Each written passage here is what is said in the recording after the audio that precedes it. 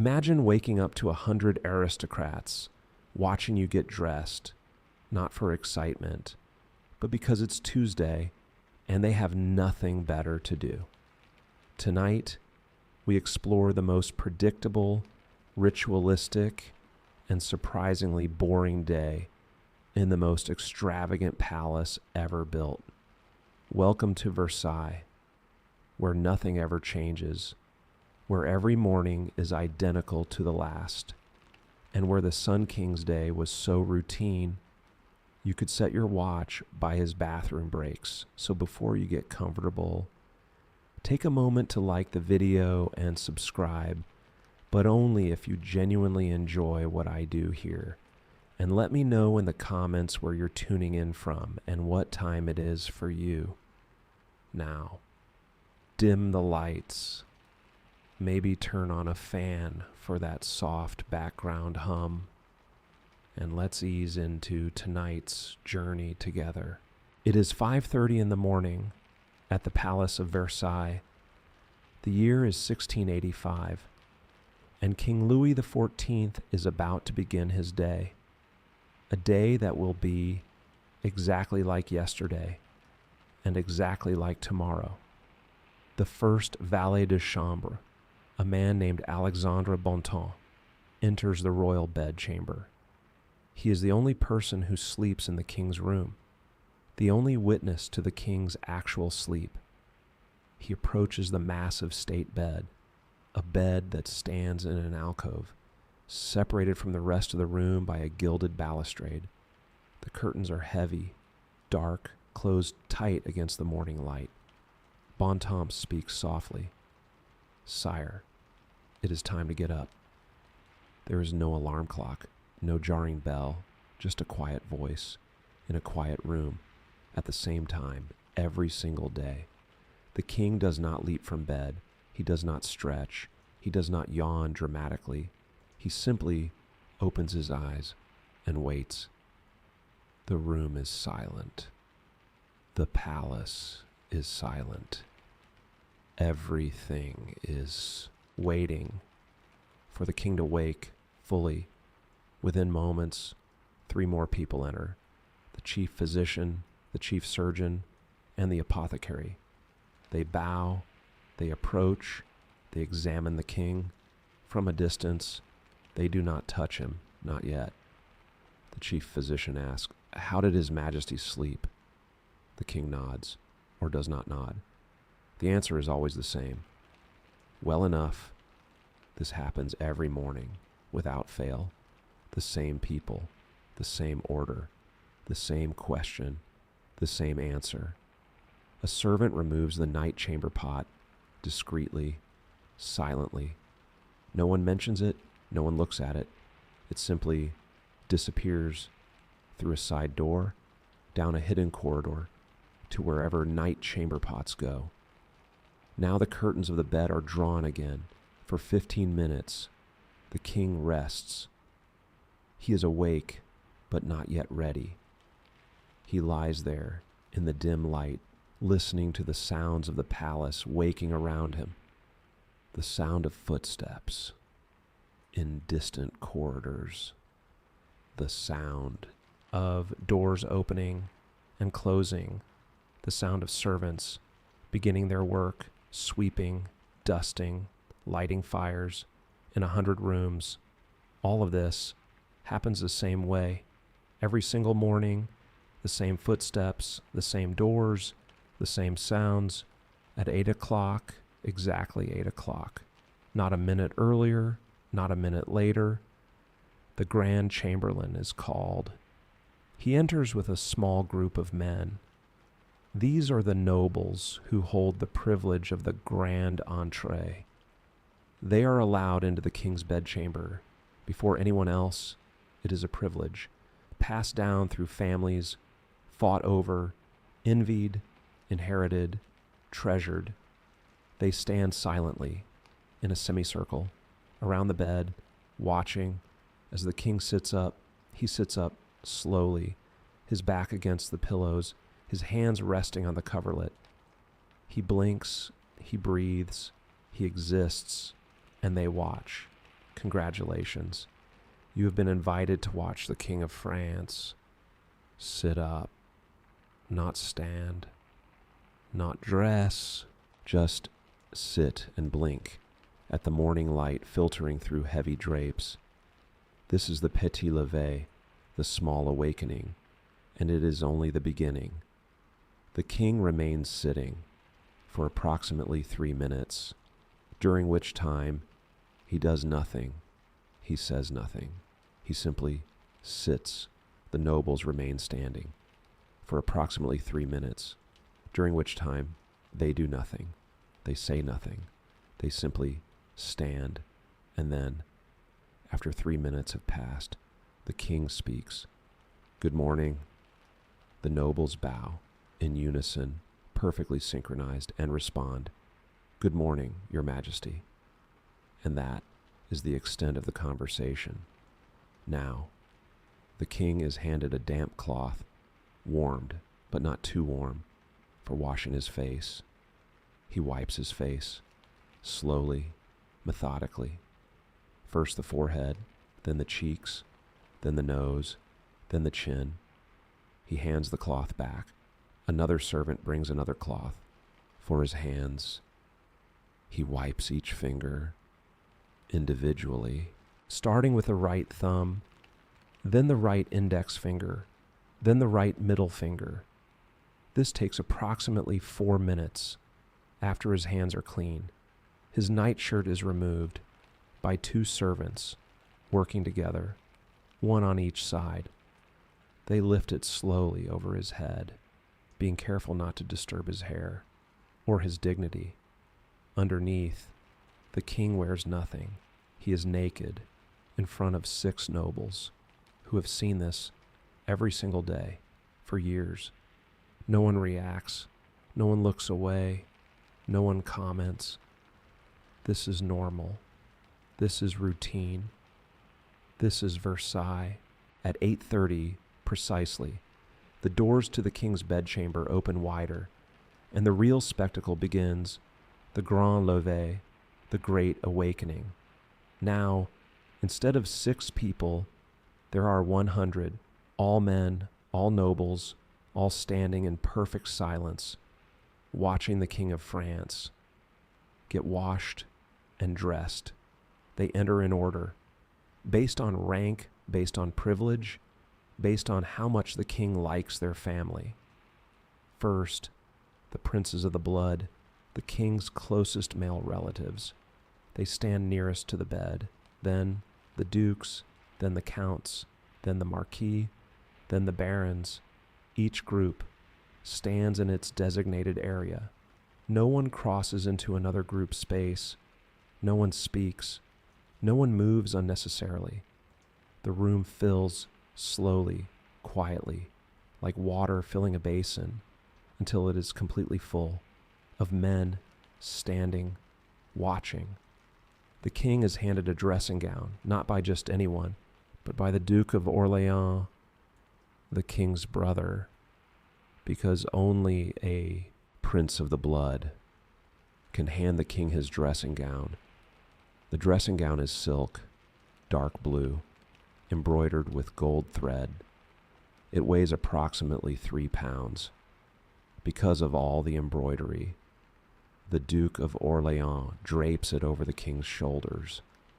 The king slips his arms into the sleeves. The Duke adjusts the collar, smooths the fabric, steps back, and bows. This takes approximately 2 minutes. Now, a barber approaches with a basin of warm water, a brush, soap, and a razor. Today is a shaving day. The king shaves every other day, on Mondays, Wednesdays, Fridays, and Sundays. Today is Wednesday. The barber lathers the soap with the brush in small circular motions, creating foam, white, soft, slightly fragrant. With lavender, he applies the foam to the king's face, starting at the jawline, moving up to the cheeks, then to the upper lip, then to the chin. This takes approximately 3 minutes. Then the shaving begins. The Barber holds the razor, a straight razor, made of steel, sharpened that morning. He places it against the king's right cheek, just below the ear.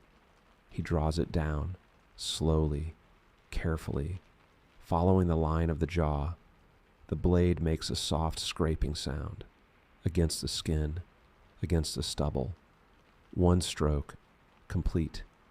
He wipes the blade on a cloth held by an assistant and begins the second stroke, just below the first, parallel to it. The same pressure, the same angle, the same speed. 2 strokes, complete. The room is silent, except for the sound of the razor scraping, wiping, scraping, wiping. It takes 30 strokes to shave the right cheek, 30 strokes to shave the left cheek, 15 strokes for the upper lip, 20 strokes for the chin, 95 strokes in total. This takes approximately 15 minutes. The 100 nobles stand and watch every single stroke. After the shave, the barber rinses the king's face with warm water, pats it dry with a soft cloth, and applies a light oil to soothe the skin. The king closes his eyes for a moment, feeling the coolness of the oil, then opens them. The barber bows, steps back, and disappears into the crowd. Now comes the wig.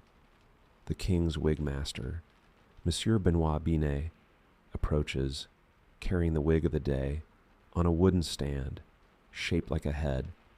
This particular wig is made of human hair, approximately 2 pounds of it, curled, powdered, styled in the current fashion, which is to say, very large, very elaborate, very predictable.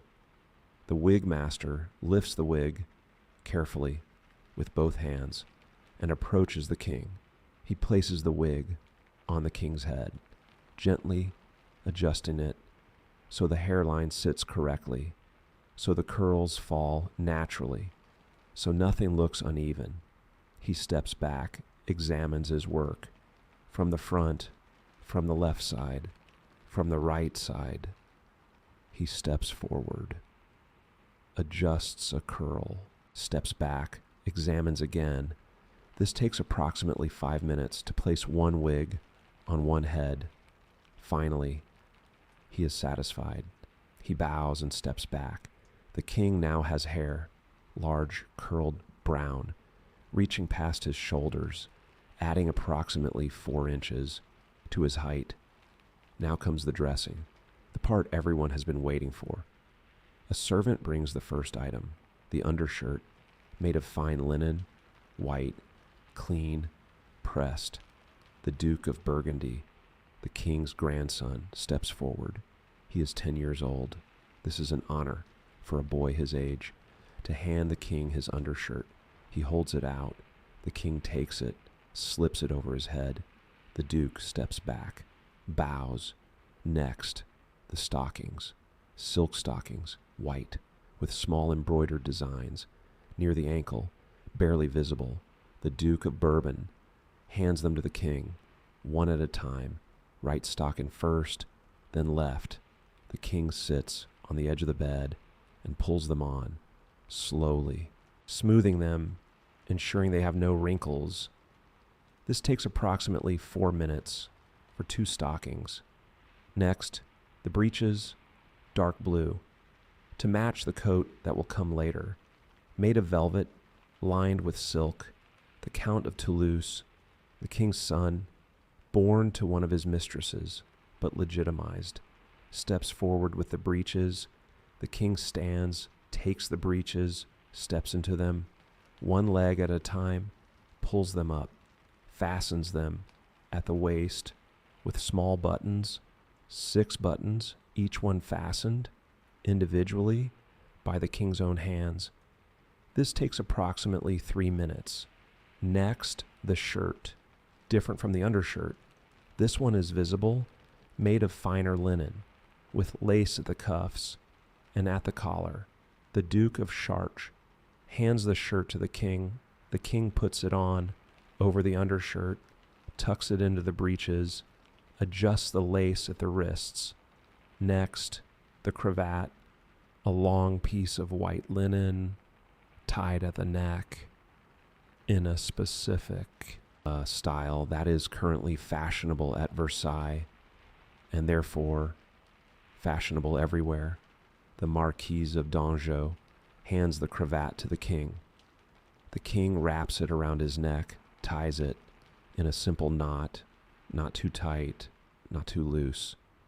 Next, the waistcoat, embroidered with gold thread, matching the dressing gown from earlier, but more formal, more structured. The Duke of Maine, another legitimized son, hands the waistcoat to the king. The king puts it on and buttons it, all 12 buttons, one at a time. This takes approximately 5 minutes. Next, the coat, the most elaborate piece. Dark blue velvet, gold embroidery, covering the shoulders, the cuffs, the back, weighing approximately 5 pounds. The Duke of Orleans, the king's brother, steps forward again. This is his honor, to present the coat. He holds it open. The king slides his arms into the sleeves. The duke lifts it onto the king's shoulders, adjusts it, smooths the back, ensures the hem falls evenly. The coat has 14 buttons made of gold, each one fastened by the king. This takes approximately 6 minutes. Next, the sword, ceremonial, not functional, but required. The king cannot appear in public without a sword. The Count of Armagnac brings the sword in its scabbard attached to a belt. The king fastens the belt around his waist, adjusts the sword so it hangs at the correct angle. Next, the shoes, black leather with red heels. Yes, red heels. A fashion started by Louis XIV himself to add height and to distinguish the nobility. From commoners, only nobles are allowed to wear red heels. It is a privilege. Granted by the king, a servant kneels and helps the king into the shoes, first the right, then the left, each one fastened with a small buckle. Finally, the hat, black, with a large white feather. The king does not wear it. He holds it under his left arm, as is proper. The Grand Chamberlain hands the king his hat. The king takes it, tucks it under his arm, and now the king is dressed. It is 9:30 in the morning. The king has been awake for 4 hours, and so far he has done nothing except sit, stand, and allow himself to be dressed like a very expensive, very important doll. The 100 nobles bow in unison and file out of the room in the same order they entered, based on rank, based on privilege. The king remains standing in his bedchamber, wearing approximately 15 pounds of clothing and a 2-pound wig. And now it is time for breakfast. Breakfast at Versailles is not what you imagine. There is no coffee. Coffee exists, but the king does not drink it. He believes it makes people nervous, agitated. He prefers calm. There are no croissants. Croissants will not be invented in France for another 100 years. They are Austrian. There is no fresh fruit. Fruit is for the afternoon, not the morning.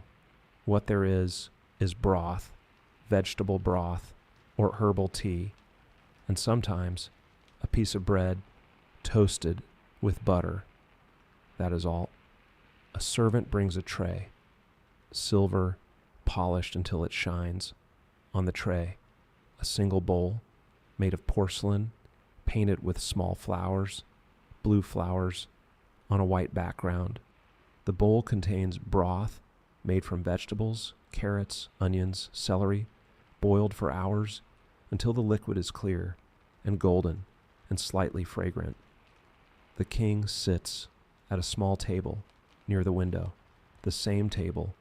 Every morning, the same chair. Every morning, the same view. Every morning, he is alone, technically, but 8 servants stand nearby, watching in case he needs anything. More broth, a napkin, anything.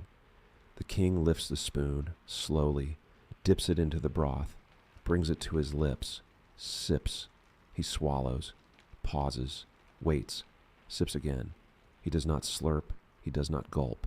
He sips slowly, methodically, 1 spoonful at a time. The bowl contains approximately 12 spoonfuls of broth. It takes approximately 15 minutes to drink 12 spoonfuls. Between each spoonful, the king pauses. He looks out the window, at the gardens, at the paths, at the fountains that are not yet running, because it is too early.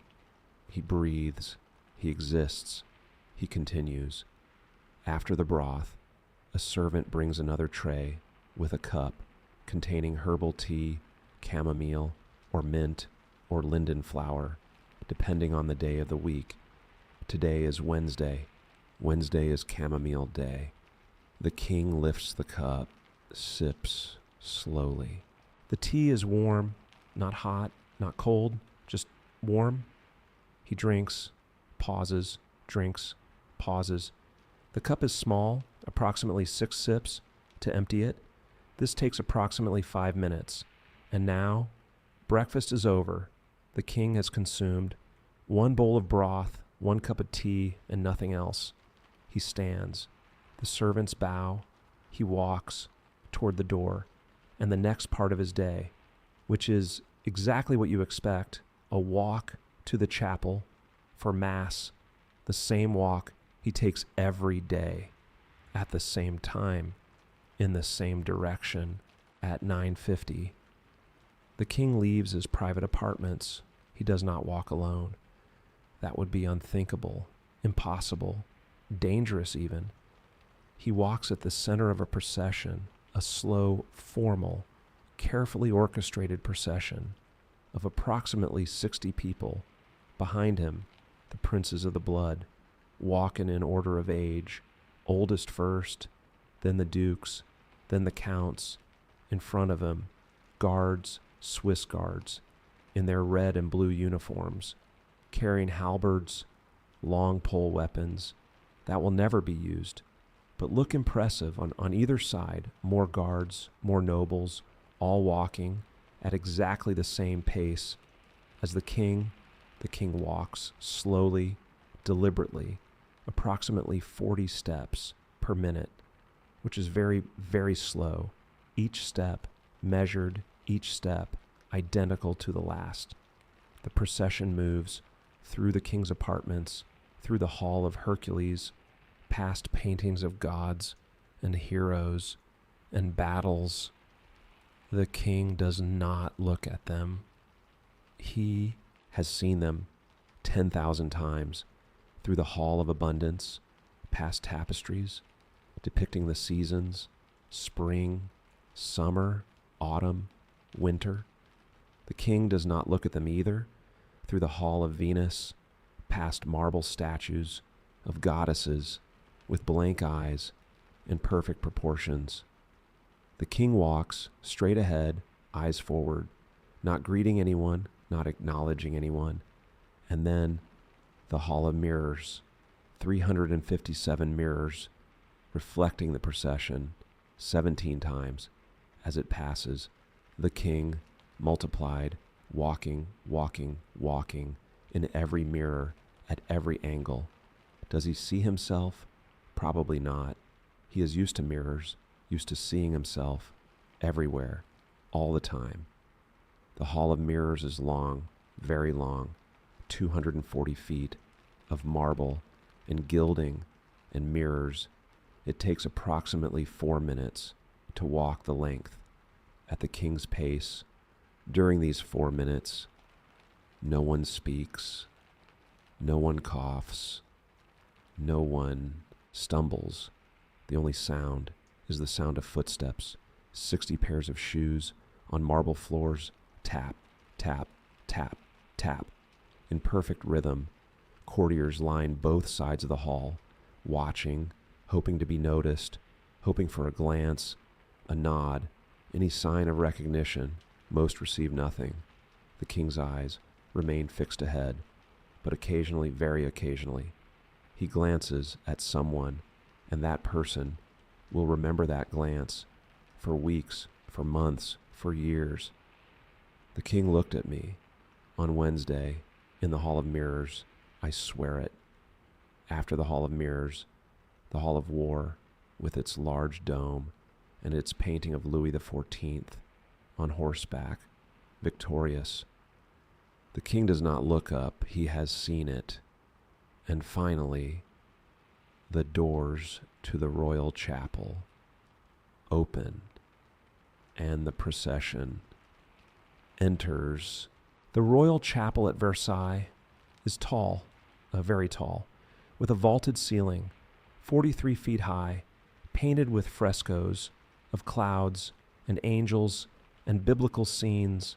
It is also bright, filled with light from tall windows that line the upper gallery. The king enters, everyone stands. He does not walk to the altar. He walks to the royal gallery, a raised platform in the center where he can see and be seen. He sits on a throne-like chair, padded with gold trim and a high back. Everyone else sits after the king, not before, never before. The chapel holds approximately 800 people, nobles, courtiers, guards, servants, all attending Mass, not because they are deeply religious, but because the king is here, and you attend where the king attends. The organ plays softly, a prelude, in a minor key, solemn, appropriate.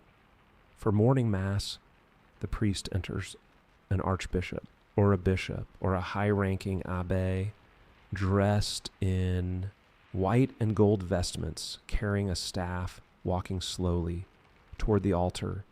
He genuflects before the altar, crosses himself, and begins, in nomine Patris et Filii et Spiritus Sancti, in the name of the Father and of the Son and of the Holy Spirit. The Mass is in Latin, a language that most of the congregation does not understand, but understanding is not required. Attendance is required. Being seen is required. Understanding, optional. The priest chants, the choir responds. The organ plays, the pattern repeats over and over and over. Kyrie Ellison, Lord have mercy. Christa Ellison, Christ have mercy. Kyrie Ellison, Lord have mercy. The king sits, still, his hands folded, in his lap, his eyes half closed or fully closed. It is hard to tell from a distance. Is he praying? Is he listening? Is he thinking about something else? No one knows. His face reveals nothing.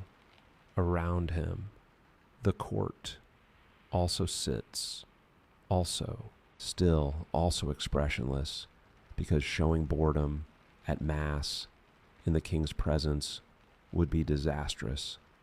The Mass continues, reading from Scripture in Latin, chanting responses, more organ music, Gloria in excelsis Deo, glory to God in the highest.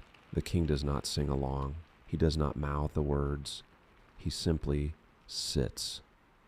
After the gospel reading, the priest delivers a homily, a short sermon, about 10 minutes on a topic that is always appropriately vague.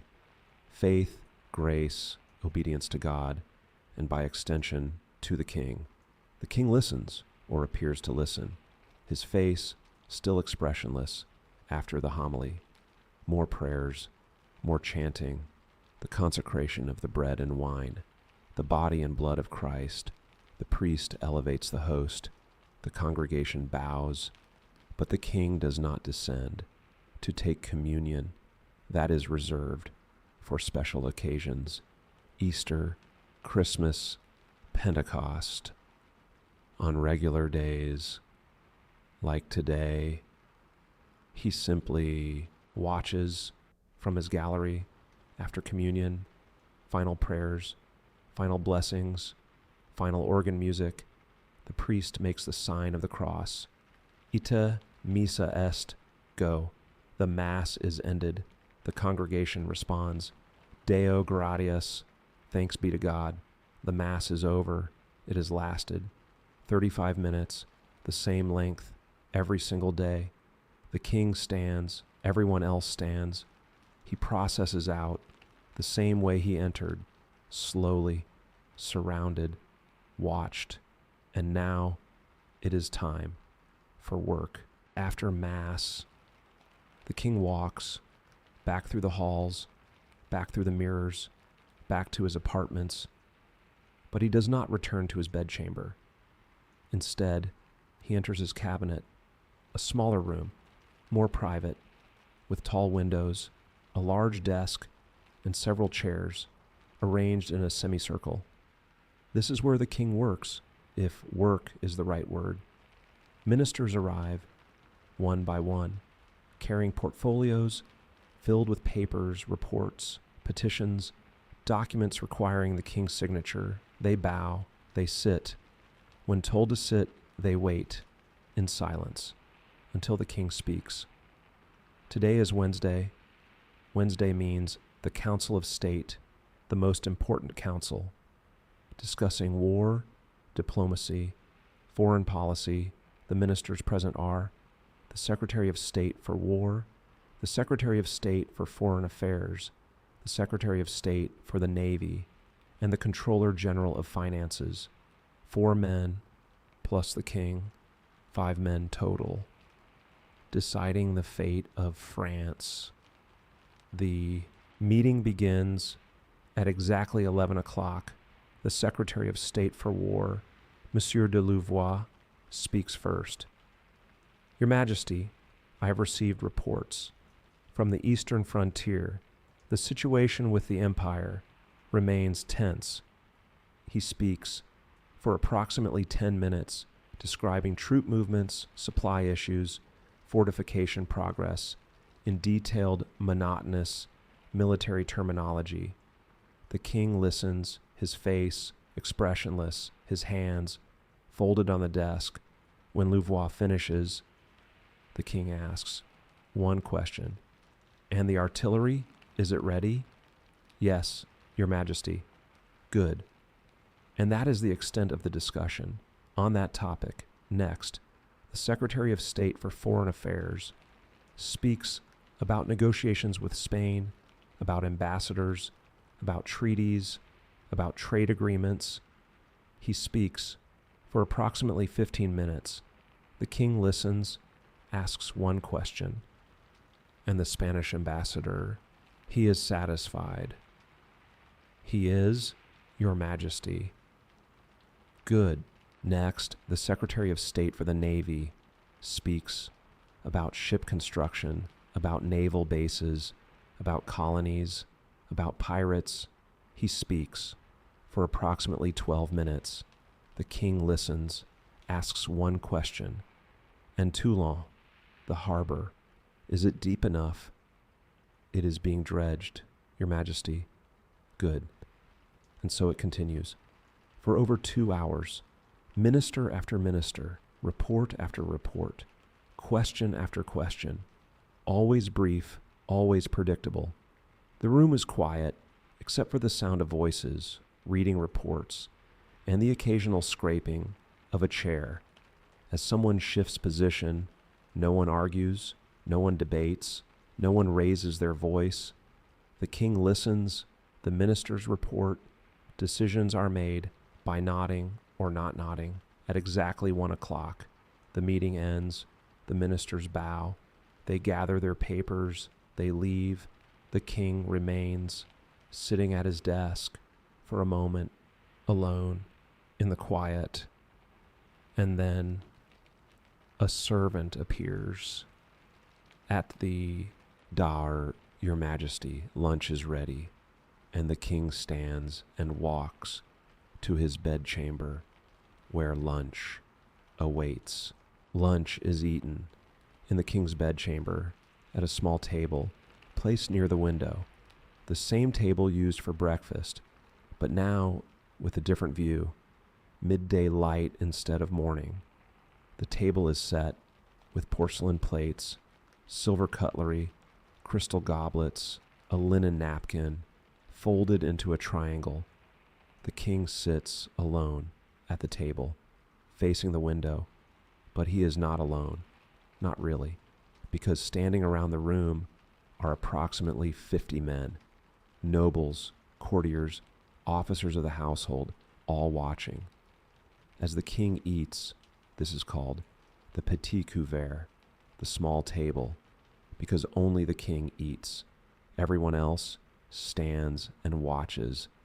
A servant brings the first dish, soup, a clear consommé, made from beef and vegetables, served in a white porcelain bowl. The king lifts his spoon, tastes the soup, pauses, tastes again. He eats slowly, deliberately, each spoonful, measured, each swallow, visible. The men watching do not speak, do not move unnecessarily. They simply watch. After the soup, the bowl is removed.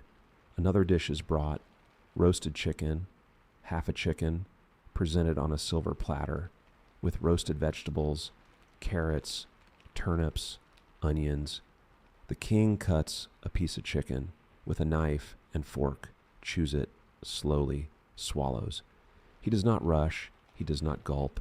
He eats as if time does not exist. The men continue to watch. After the chicken, another dish, fish, poached in butter with herbs, parsley, thyme, dill. The king eats a few bites, then pushes the plate aside, not finished but done with that course. Next, a small salad, lettuce with oil and vinegar. No elaborate dressing, just simple. He eats a few leaves, then stops. Finally, dessert, a pastry, filled with almond cream, light, flaky, dusted with powdered sugar. The king takes one bite, then another, then sets it down. Unfinished, he is done eating. Even though much of the food remains on the plates, uneaten, but that is normal. The king eats what he wants and leaves the rest. The servants remove the plates. The table is cleared. The king stands. Lunch has lasted 45 minutes. The king dabs his mouth with the napkin, hands it to a servant, and walks toward the door. It is now 2:00. Time to announce his plans for the afternoon. Lunch is eaten in the king's bedchamber at a small table placed near the window, the same table used for breakfast, but now with a different view. Midday light instead of morning. The table is set with porcelain plates, silver cutlery, crystal goblets, a linen napkin, folded into a triangle. The king sits alone at the table, facing the window, but he is not alone, not really, because standing around the room are approximately 50 men, nobles, courtiers, officers of the household, all watching. As the king eats, this is called the petit couvert, the small table, because only the king eats. Everyone else stands and watches. A servant brings the first dish, soup, a clear consommé, made from beef and vegetables, served in a white porcelain bowl. The king lifts his spoon, tastes the soup, pauses, tastes again. He eats slowly, deliberately, each spoonful, measured, each swallow, visible. The men watching do not speak, do not move unnecessarily. They simply watch. After the soup, the bowl is removed. Another dish is brought, roasted chicken, half a chicken, presented on a silver platter, with roasted vegetables, carrots, turnips, onions. The king cuts a piece of chicken with a knife and fork, chews it slowly, swallows.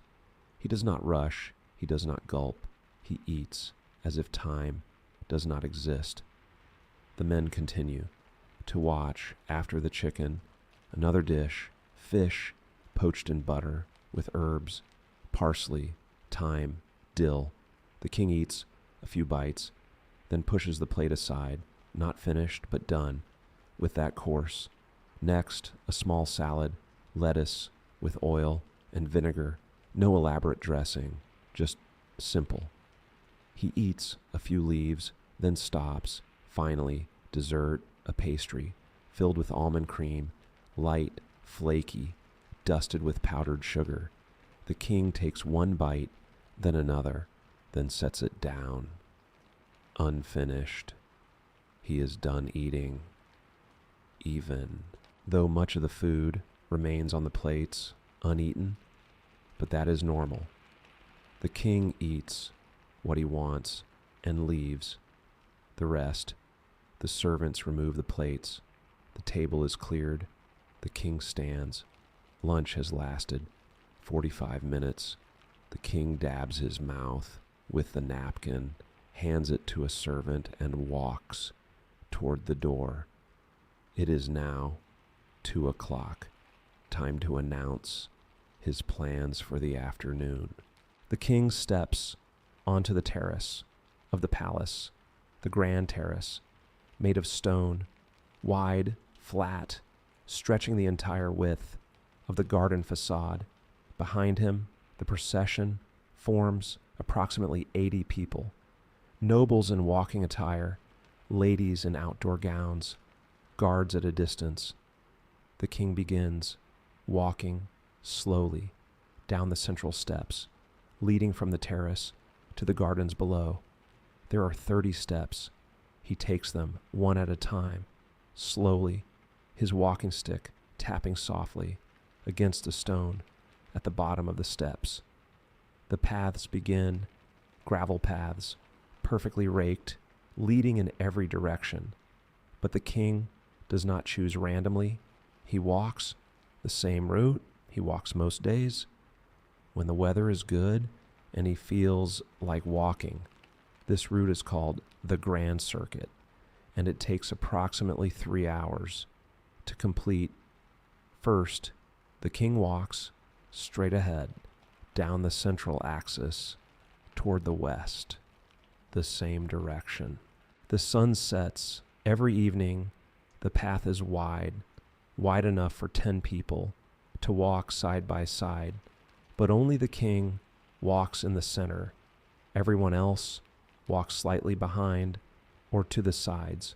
On either side of the path, perfectly trimmed hedges, boxwood hedges, cut into geometric shapes, rectangles, squares, triangles.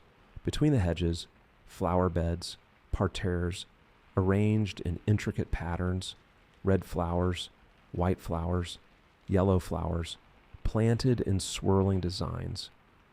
The king does not look at them. He has seen them hundreds of times. After approximately 10 minutes, the king reaches the first fountain, the Latona fountain, a large circular basin with a statue in the center, Latona, mother of Apollo, surrounded by frogs and lizards, transformed from humans as punishment for mocking her. As the king approaches, a servant stationed nearby signals, and the fountain begins to flow. Water jets shooting upward in choreographed patterns, arcs of water crossing in the air, splashing back into the basin. The king stops for approximately 30 seconds and watches the water. Then he continues walking. Behind him, the fountain is turned off to conserve water for the next fountain further ahead. The king walks for another 10 minutes down the same straight path, past more hedges, more flower beds, more geometric perfection. He reaches the second fountain, the pyramid fountain, shaped like a pyramid, made of carved stone, with water cascading down each level. Again, the fountain is turned on. As he approaches, again, he stops for 30 seconds, watches, and continues. This pattern repeats.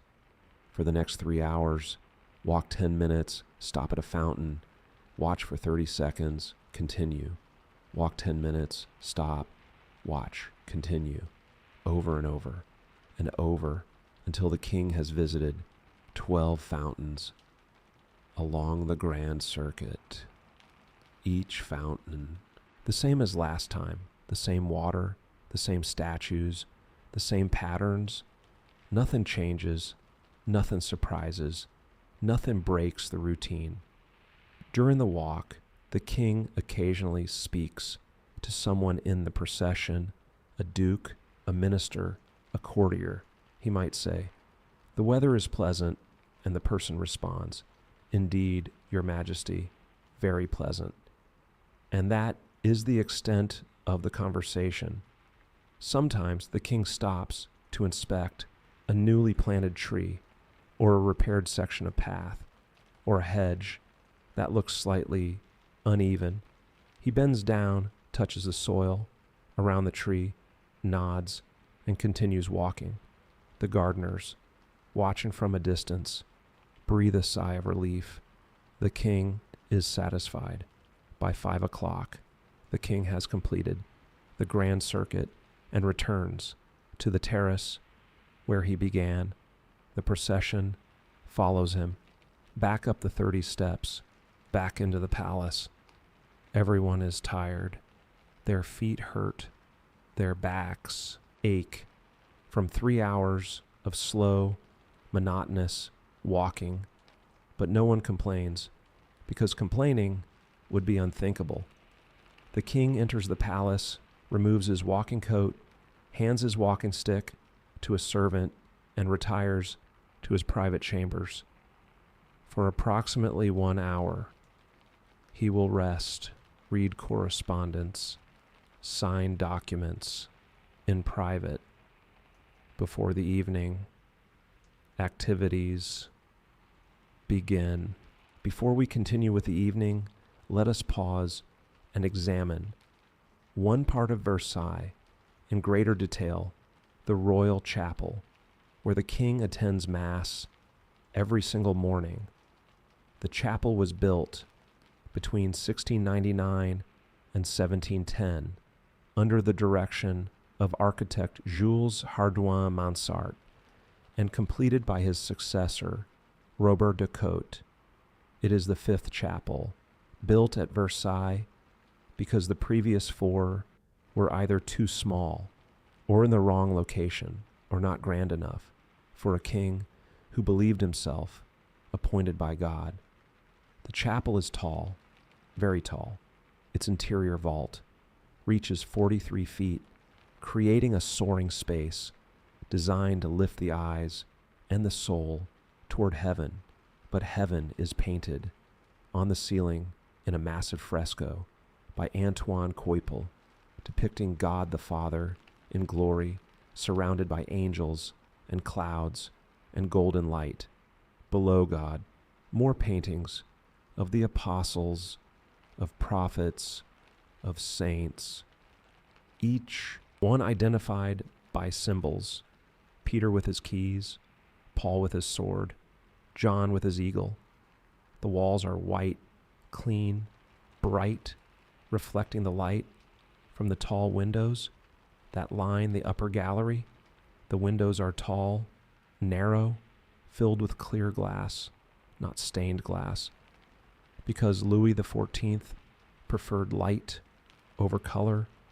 The floor is marble, black and white, arranged in a checkerboard pattern, polished until it shines, reflecting the ceiling like a mirror in the center of the floor.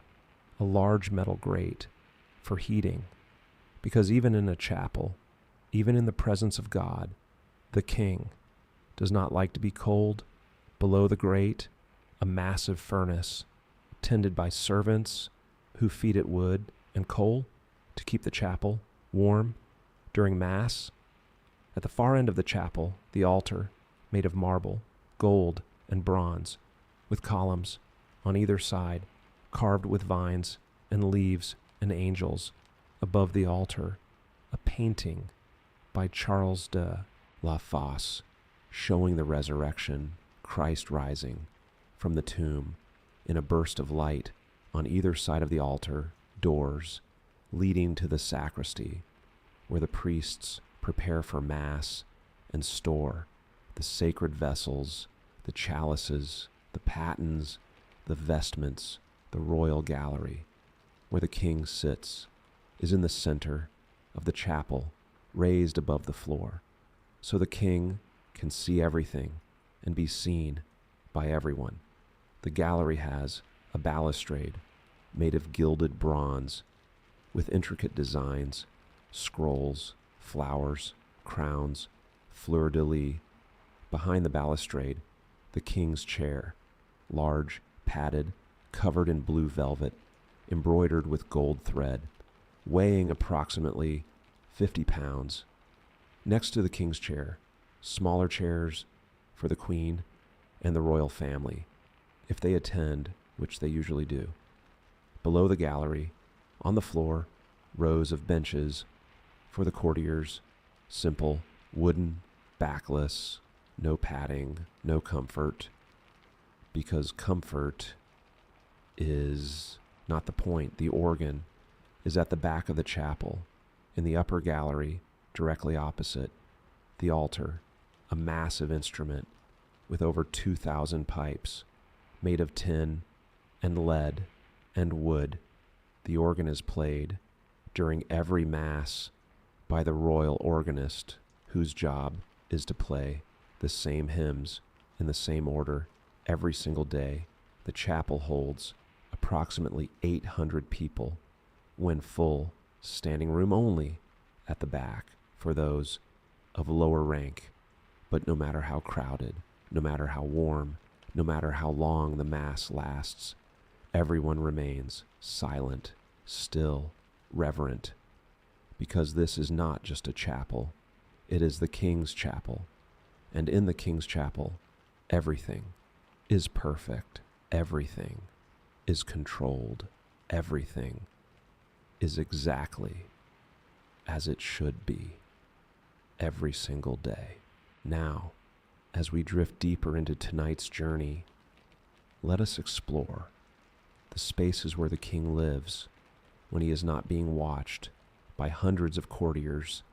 The king's private apartments are a suite of rooms connected by doors and corridors, each room serving a specific purpose, each room decorated to reflect the king's taste.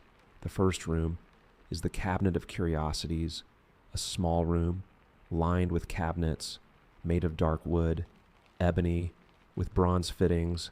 Inside the cabinets, the king's collection of rare objects, gemstones, minerals, shells from distant seas, coins from ancient Rome, medals from military victories.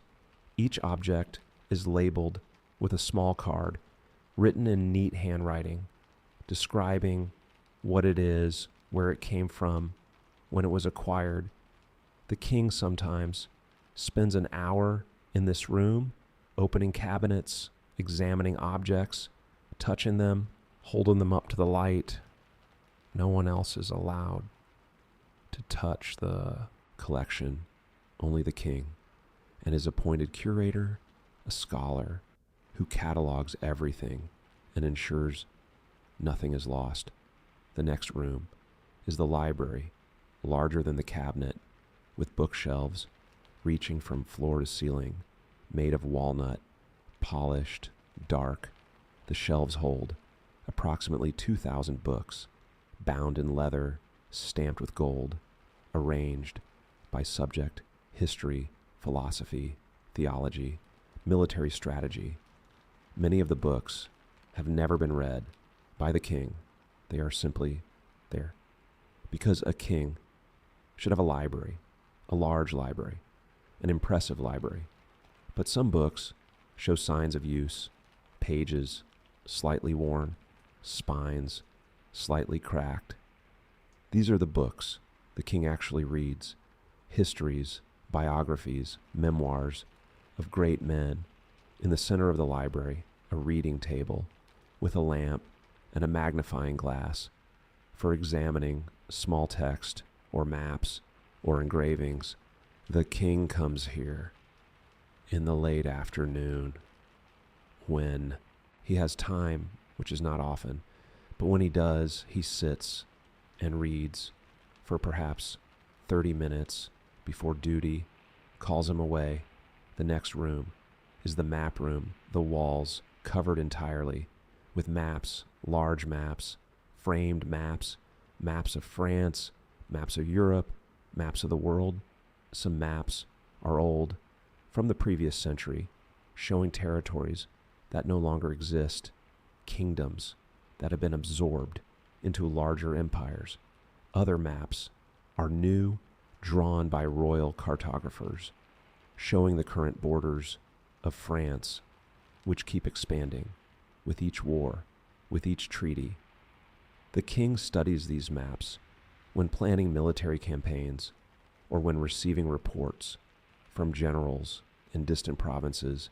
He stands in front of a map and traces with his finger the route an army should take, the river they should cross, the city they should besiege, war.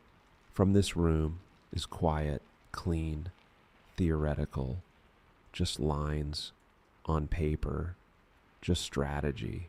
No blood, no screams, no death.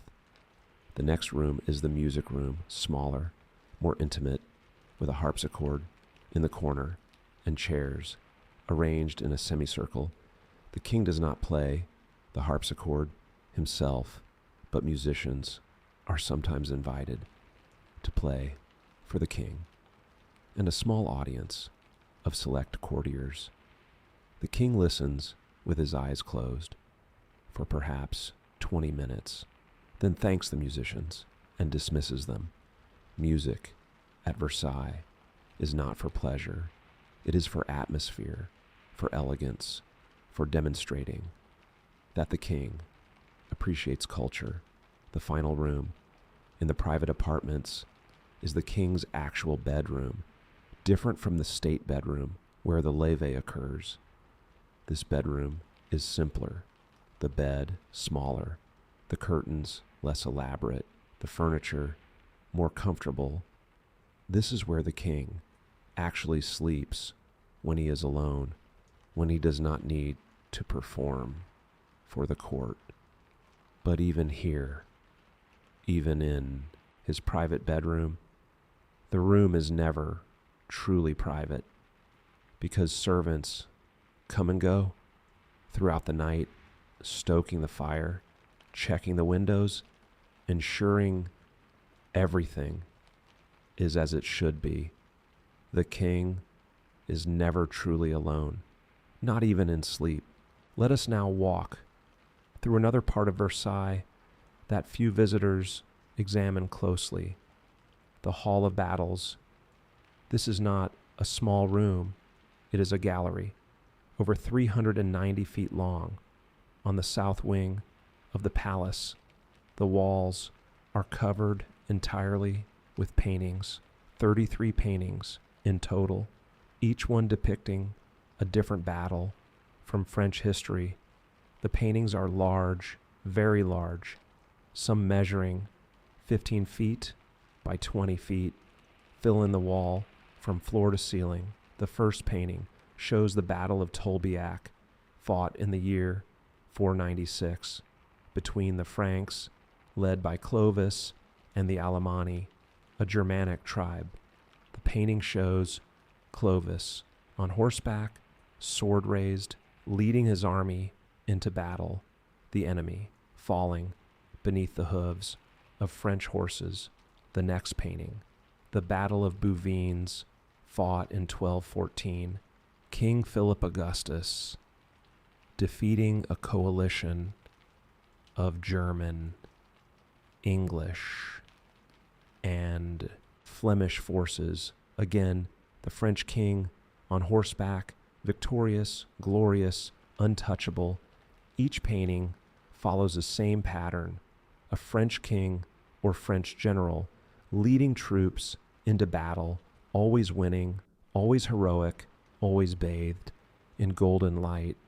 There is no painting of a French defeat, because defeats are not depicted at Versailles. Only victories, only glory. The hall was commissioned not by Louis XIV, but by Louis Philippe in the 19th century, long after Louis XIV died. But the spirit remains the same. France is always victorious. France is always glorious. Walking through this hall takes approximately 15 minutes if you walk slowly and stop to examine each painting, but most courtiers do not stop. They walk through quickly because they have seen these paintings hundreds of times, and they know what each one shows without looking. The floor is parquet made of different colored woods, oak, walnut, cherry, arranged in geometric patterns, chevrons, diamonds, stars. The ceiling is plain compared to other rooms.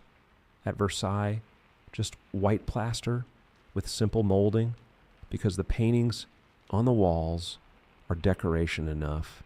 At the far end of the hall, a large window overlooking the gardens, through which the afternoon light filters in, illuminating the paintings with natural light. This hall is used for state occasions, when foreign ambassadors are received, when treaties are signed, when the king wants to remind everyone of France's military might. But most days it is empty, silent, just 33 paintings watching over an empty hall, waiting for the next occasion to serve their purpose. At 6 o'clock, after his rest, the king emerges from his private apartments, changed into evening attire. The evening coat is different from the day coat, darker, more formal, more heavily embroidered with silver thread. Instead of gold, the king walks to the Hall of Mirrors again for the evening apartment. The apartment is a series of social gatherings held 3 evenings per week, Monday, Wednesday, Friday, from 6 o'clock until 10 o'clock. But before the apartment begins, the king takes a brief walk through the state apartments, inspecting, making sure everything is ready. He walks through the Salon of Abundance, where refreshments will be served. Tables are set with crystal bowls filled with fruits, oranges, grapes, pears, and pitchers of wine and water. He nods. Everything is satisfactory. Next, the Salon of Venus, where cards will be played. Tables are set up with decks of cards already shuffled, and chips for betting made of ivory. He nods. Again, satisfactory. Next, the Salon of Diana, where billiards will be played. The table is prepared, balls arranged in their starting positions, cues resting against the wall. He nods. Everything is ready. Finally, the Salon of Mars, where music will be performed. Chairs are arranged in rows facing a small stage where musicians will sit. The king inspects each room, spending approximately 2 minutes in each, saying nothing, just observing, making sure his standards are met, and then he returns to the Hall of Mirrors, where courtiers are beginning to gather for the evening's entertainment. At 6 o'clock, after his rest, the king emerges from his private apartments, changed into evening attire. The evening coat is different from the day coat, darker, more formal, more heavily embroidered with silver thread instead of gold, the king walks to the Hall of Mirrors again for the evening apartment. The apartment is a series of social gatherings held 3 evenings per week, Monday, Wednesday, Friday, from 6 o'clock until 10 o'clock. But before the apartment begins, the king takes a brief walk through the state apartments, inspecting, making sure everything is ready. He walks through the Salon of Abundance, where refreshments will be served. Tables are set with crystal bowls filled with fruits, oranges, grapes, pears, and pitchers of wine and water. He nods. Everything is satisfactory. Next, the Salon of Venus, where cards will be played. Tables are set up with decks of cards, already shuffled, and chips for betting made of ivory. He nods. Again, satisfactory. Next, the Salon of Diana, where billiards will be played. The table is prepared, balls arranged in their starting positions, cues resting against the wall. He nods. Everything is ready. Finally, the Salon of Mars, where music will be performed. Chairs are arranged in rows facing a small stage where musicians will sit. The king inspects each room, spending approximately 2 minutes in each, saying nothing, just observing, making sure his standards are met, and then he returns to the Hall of Mirrors, where courtiers are beginning to gather for the evening's entertainment. At 10 o'clock, the king enters his state bedchamber, the same room where he was dressed. This morning, now, he will be undressed. The same nobles who attended the levée are invited to attend the couchée, approximately 50 men standing in a semicircle around the bed. The king stands in the center of the room, and the undressing begins. First, his coat removed by the first valet, carefully, so as not to wrinkle it. It is folded and handed to another servant who carries it away to be brushed and stored. Next, his waistcoat unbuttoned slowly, all 12 buttons, one at a time, then removed and folded. Next, his cravat untied and removed. Next, his shirt lifted over his head carefully, so as not to disturb his wig. The king now stands bare-chested in front of 50 men who have seen this every night for years. Next, his breeches unfastened and removed. Next, his stockings rolled down and pulled off.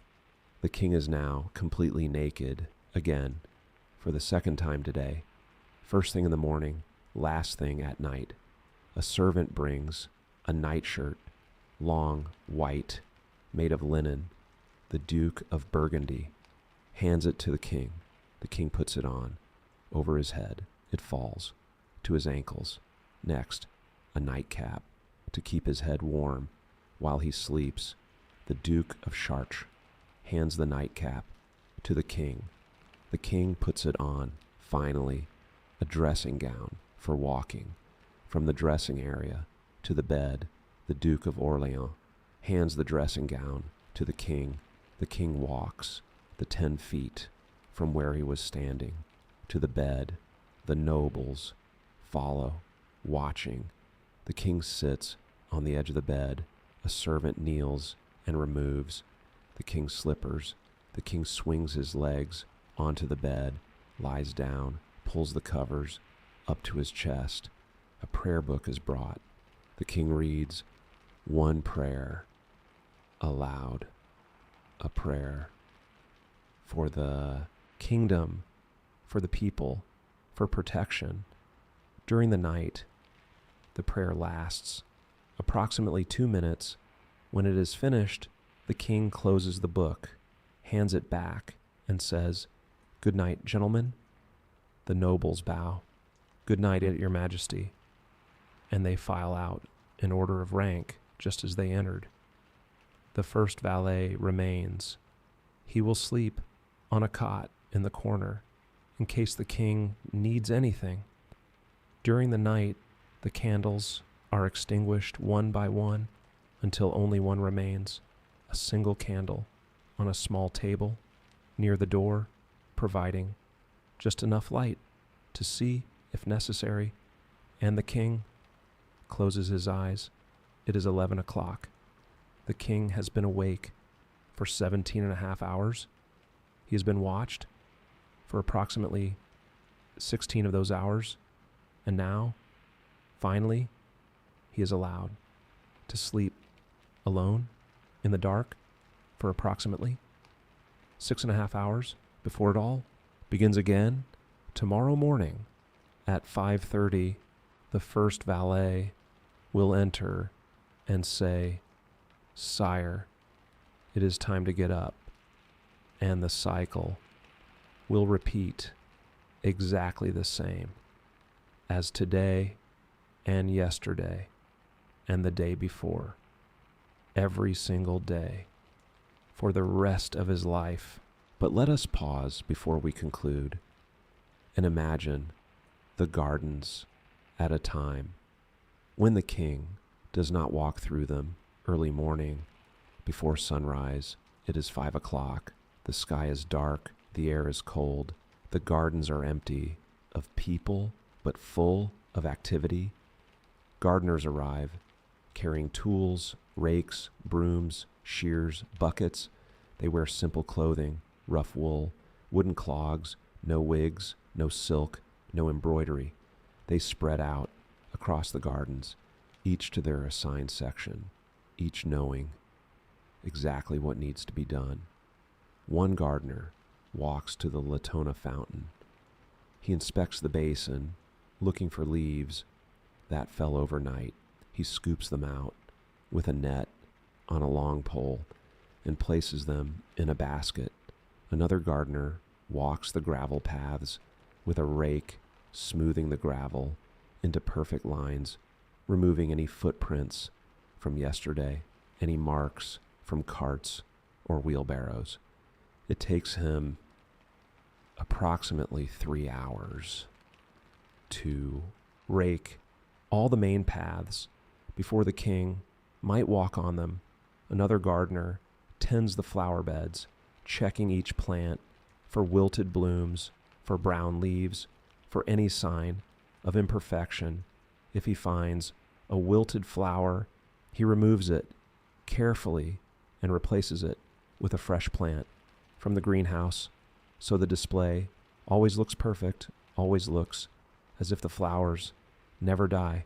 Another gardener trims the hedges with long shears, snip, snip, snip, ensuring every hedge is exactly the same height, exactly the same width, not a single branch out of place. This work happens every morning before the sun rises, before the court awakens, so that when the king walks at 2:30 in the afternoon, everything looks effortless, perfect, natural. But it is not natural.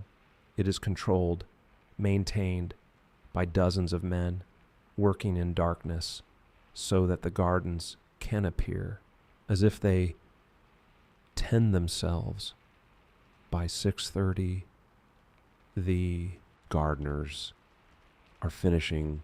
The head gardener walks through, inspecting their work, checking every path, every fountain, every hedge. If he finds something wrong, he sends the gardener back to fix it. No excuses, no exceptions. By 7 o'clock, the gardeners are gone. They return to their quarters behind the palace to eat breakfast, to rest before they begin again tomorrow morning. And the gardens sit empty, perfect, waiting for the king. South of the main palace, down a long staircase, is the Orangerie, a building designed specifically to house orange trees during winter. The orangerie is large, over 500 feet long, with a vaulted ceiling and tall windows facing south to capture as much sunlight as possible. Inside, approximately 1,000 orange trees planted in wooden boxes, square boxes, painted dark green, each box weighing approximately 200 pounds when filled with soil and tree. During winter, the trees remain here, protected from frost, from snow, from cold winds. The windows let in light, but the building stays warm, heated by carefully maintained fires in underground furnaces. In spring, when the danger of frost has passed, the trees are moved out into the gardens, placed along paths near fountains, creating a Mediterranean atmosphere in the heart of France. Moving the trees is a massive undertaking. Requires 24 men to move a single tree, lifting the heavy box, carrying it carefully up the stairs, out into the garden, and placing it in exactly the right spot. It takes approximately 2 weeks to move all 1,000 trees out of the orangerie and into the gardens. And then, in autumn, when the first frost threatens, the trees are moved back into the orangerie. Another 2 weeks of careful, back-breaking labor. But the orange trees are precious. Some of them are over 100 years old, older than Louis XIV himself. They were planted by his grandfather, Henry IV, and carefully tended through decades.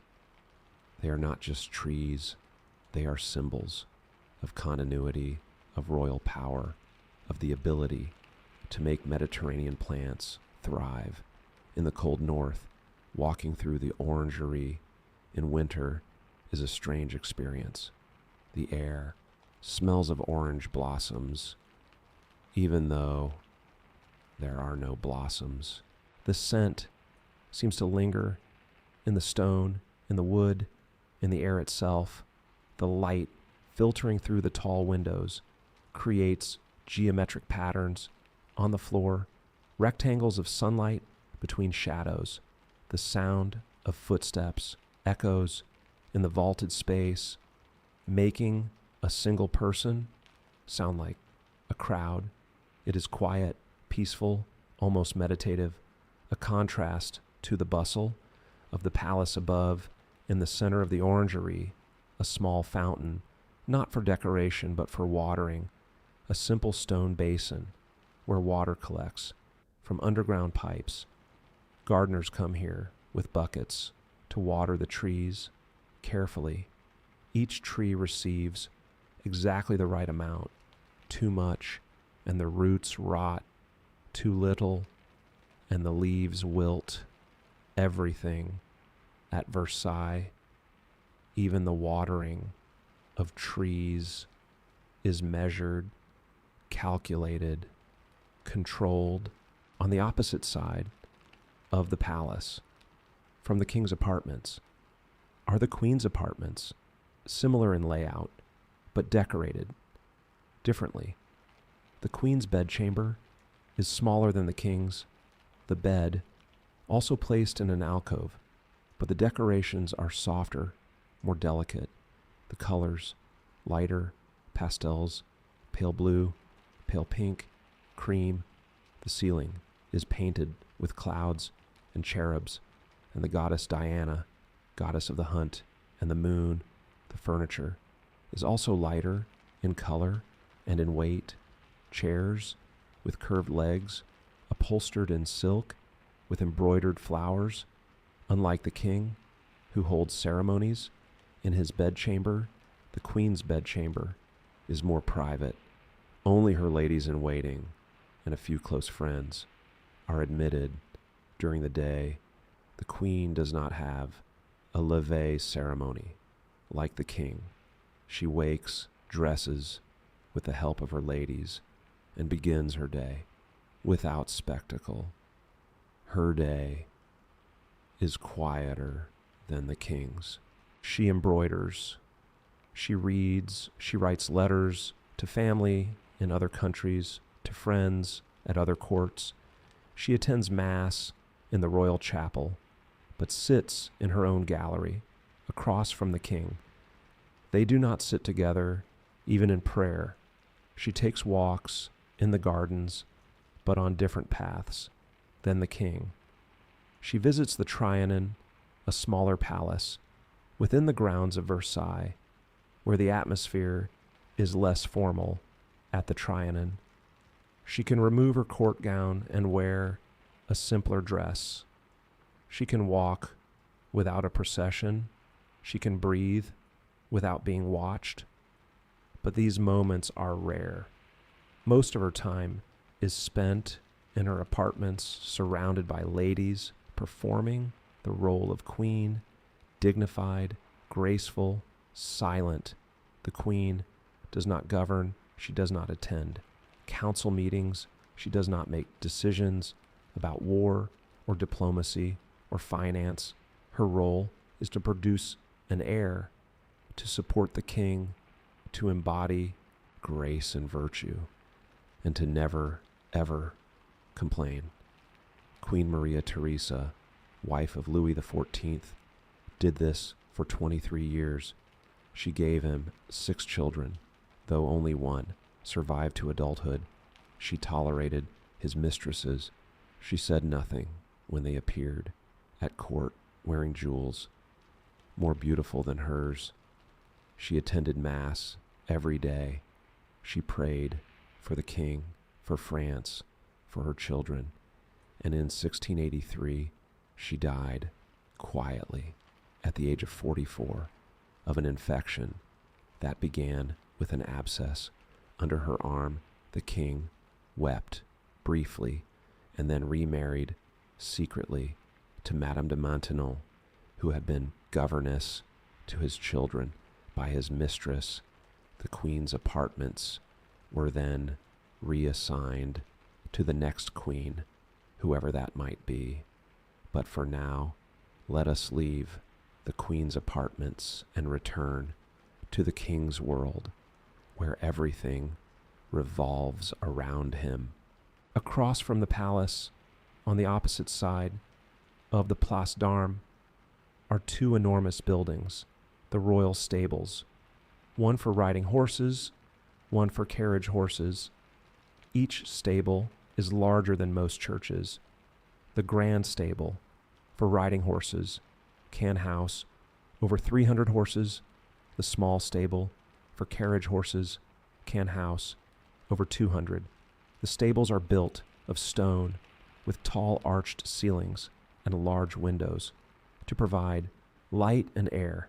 For the horses, inside, rows of stalls, each stall measuring approximately 10 feet by 10 feet, with walls made of wood and floors covered in fresh straw, changed daily.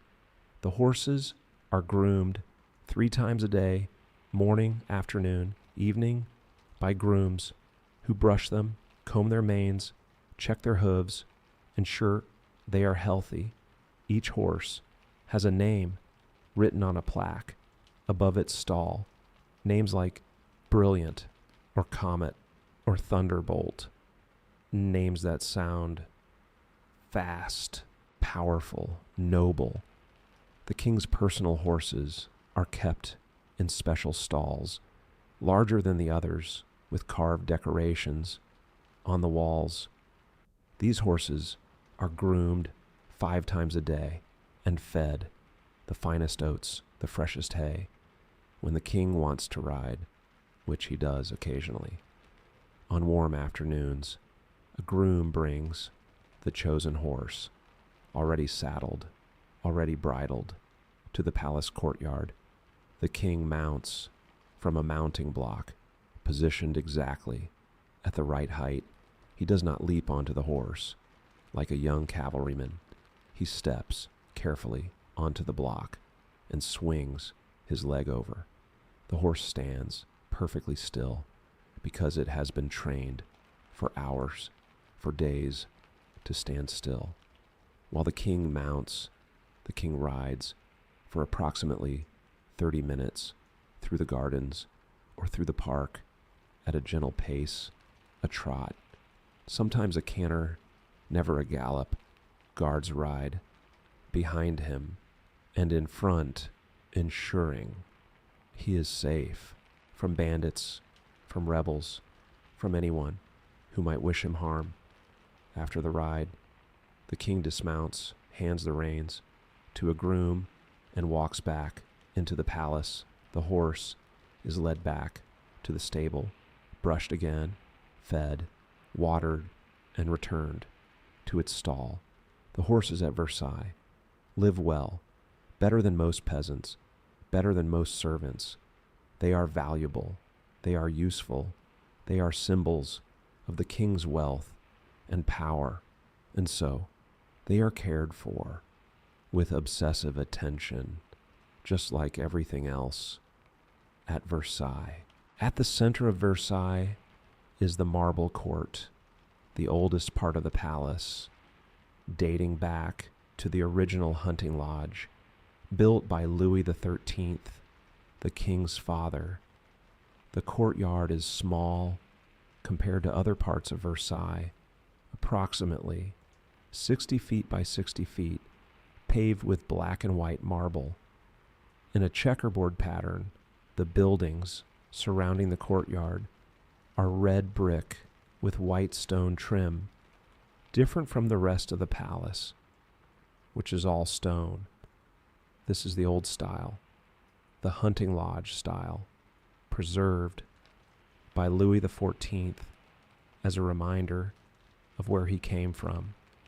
3 sides of the courtyard are enclosed by buildings. The 4th side, open to the Place d'Armes, but blocked by a gilded gate. Only the king's carriage is allowed to enter the marble court. Everyone else must enter through side gates and walk around.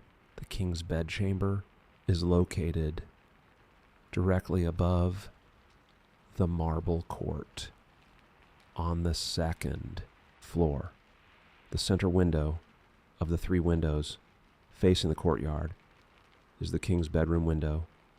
From this window, the king can look down and see who is arriving, who is leaving, who is waiting in the courtyard. And from the courtyard, if you look up, you can sometimes see the king standing at the window, looking down. When the king appears at the window, courtiers in the courtyard below bow, even though he might not see them, even though he might not be looking. They bow just in case. The marble court is where state coaches arrive to bring foreign ambassadors to meet with the king. The coach enters slowly through the gilded gate, drawn by 6 horses, all matching, all perfectly groomed. The coach stops. In the center of the courtyard, footmen in royal livery open the door, and the ambassador steps out onto a red carpet that has been rolled out for this purpose. He looks up at the palace, at the windows, at the balconies, at the king's window, and then he is escorted inside, up the stairs, through the halls to meet the King of France. This ceremony has happened hundreds of times. Ambassadors from Spain, from Austria, from Sweden, from Poland, from the Ottoman Empire, all arriving in the marble court, all escorted to the king, and each time the ceremony is exactly the same. The coach, the footman, the red carpet, the escort. Nothing changes. Nothing varies at Versailles. Everything is ritual. Everything is controlled. Everything happens exactly as it should. After the king has gone to bed, after the courtiers have left, after the candles have been extinguished. The palace does not sleep.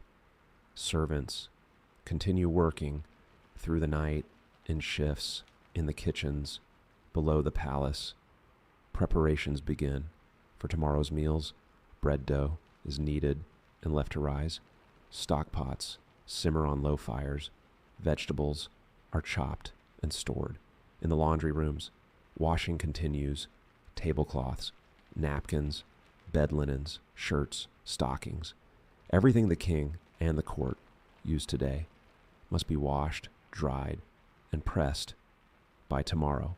The washers stand at large wooden tubs, scrubbing linens against washboards with harsh soap made from lye and animal fat. Their hands are red, chapped from the water, from the soap, but they continue because the work must be done in the hallways. Servants mop the floors, dust the furniture, polish the mirrors. Everything must be spotless before morning, before the king might see it in the gardens. A few servants walk the paths with lanterns, checking for damage, checking for problems. That must be fixed before dawn. In the stables, grooms sleep in small rooms above the horses, ready to wake if a horse becomes distressed or ill. In the chapel, a priest remains on duty all night in case someone needs last rites or confession or prayers. Death does not wait for morning, and in the king's bedchamber, the first valet sleeps lightly on his cot, listening in case the king calls out or needs something. But the king does not call out. He sleeps silently, deeply, until 5:30, when the whole cycle begins again outside. The night is dark, cold. The stars shine above Versailles, indifferent to the rituals below. The fountains are silent. The gardens are still. The palace glows faintly from a few remaining candles in windows here and there. And slowly, very slowly, the hours pass until dawn, when the servants will finish their work and disappear, and the palace will wake and pretend that it has been sleeping all along. 1 mile from the main palace, within the grounds of Versailles, is the Grand Trianon, a smaller palace built for the king as a retreat. The Grand Trianon is built of pink marble and white stone, with a flat roof in the Italian style, very different from the Grand Baroque of the main palace. It was built in 1687 as a place where the king could escape the formality of Versailles, where he could relax with a small group of friends or family. The Trianon has no hall of mirrors, no marble court, no grand staircases, just simple rooms opening onto a terrace that overlooks a smaller garden. The garden is less formal than the main gardens. More flowers, fewer hedges, more color, less geometry. The king visits the Trianon occasionally in summer when the weather is warm. When he wants a change of scenery, he arrives in a carriage with only a few attendants, not the usual procession, not the usual spectacle. At the Trianon, the rules are slightly relaxed. Men are not required to wear swords. Women are not required to wear full court dress. Meals are served in a dining room overlooking the garden. The king sits at a table with others, not alone, as he does at the main palace. Conversations are permitted, not just brief greetings, but actual conversations about books, about music, about art, about ideas for a few hours. The king can pretend to be almost normal, but even here, Even at the Trianon, he is never truly alone.